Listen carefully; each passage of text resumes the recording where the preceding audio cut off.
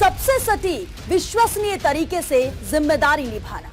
निडर हो, आपके लिए सिस्टम से भिड़ जाना। आपके हर मुद्दे को मजबूती से उठाना। खबर को सिर्फ बताना नहीं, उसकी तह तक जाना। समाज के हित में समाज को आईना दिखाना। आपके और सरकार के बीच सेतु बन जाना। ज्वलंत मुद्दों के हर पहलू को आपके सामने। लोकसभा चुनाव 2024 के 4 जून को आने वाले परिणाम के बाद बीजेपी और एनडीए गठबंधन भले ही 400 पार के जादुई आंकड़े से बहुत दूर दिखी, लेकिन बिहार के पश्चिम चंपारण जिले में एनडीए ने दोनों सीटों पर जीत दर्ज करने में सफल हुई और भाजपा जदयू कार्यकर्ताओं ने परिणाम आने के बाद खुशी मनाते हुए अबीर, गुलाल, मिठाइयों और आतिशबाजी के साथ देर रात तक जमकर जश्न मनाया।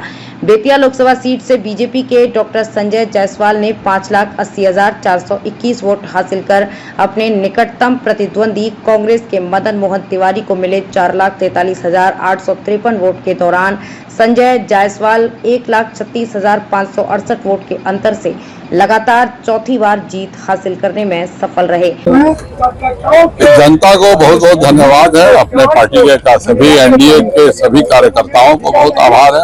माननीय प्रधानमंत्री नरेंद्र भाई मोदी जी की नीतियों की यह जीत है।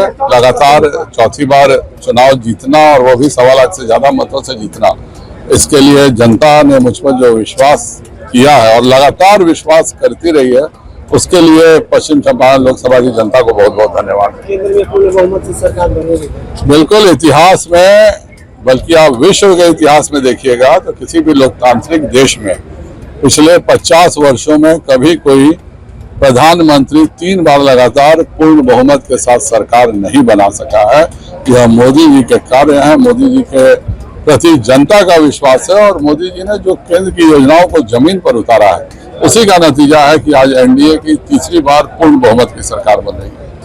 तो वहीं दूसरी तरफ वाल्मीकि नगर लोकसभा सीट से जेडीयू प्रत्याशी सुनील कुमार ने 5,23,422 वोट हासिल कर अपने निकटतम प्रतिद्वंदी राजद के दीपक यादव को मिले 4,24,727 वोट के दौरान सुनील कुमार 98,675 वोट के अंतर से लगातार दूसरी बार जीत हासिल करने में सफल रहे। देखिए, मैं यहाँ वाल्मीकि नगर की जनता का बहुत बहुत धन्यवाद दे रहा हूँ, क्योंकि उन्होंने मुझे विश्वास जताया। और सबसे बड़ा बात मैं आपसे कहना चाहूँगा, यह जो जीत हुई है वह आम जनता की जीत हुई है और नीतीश कुमार जी और मोदी जी ने जो बिहार और देश के लिए जो काम किया है, उसके आधार पर वोटिंग हुआ है और बड़े ही मुस्तैदी के साथ मोदी जी फिर प्रधानमंत्री बनने जा रहे हैं। बता दें कि एनडीए के इन दोनों प्रत्याशियों को चुनाव प्रचार के दौरान कई जगहों पर विकास के मुद्दे को लेकर जनता द्वारा जमकर विरोध का सामना भी करना पड़ा था। हालांकि पीएम मोदी के नाम पर दोनों सीटों पर कड़े मुकाबले के बीच एनडीए के इन दोनों प्रत्याशियों की वोटरों ने नैया पार लगा दी।